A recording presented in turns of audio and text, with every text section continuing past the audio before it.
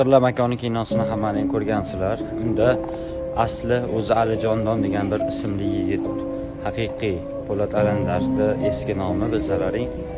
Xullas o'sha yerda ishlatilgan plastik operatsiya, ism o'zgartirish, pasport o'zgartirish, ya'ni eski hayotini yo'qotib, butunlay yangi hayot qurish haqida bugungi kontentimiz.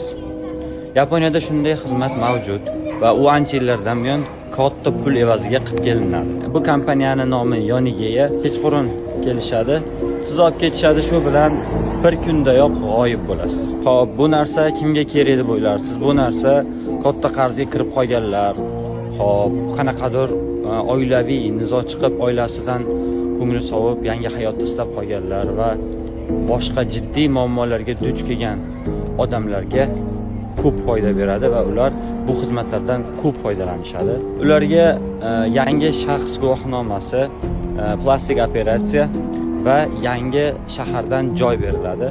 Albatta o'z pullariga, lekin bu narsa Yaponiyada qonuniy. Bu narsani yaponlar johatsu, ya'ni bug'lanish deb nomlashadi. Bir yilda taxminan 100 mingdan oshiq inson johatsu qildiradi, ya'ni hayotini yangitdan qayta boshlaydi. Xullas, yo'qolib qolish bu qanaqadir sirli jumboqli narsa emas.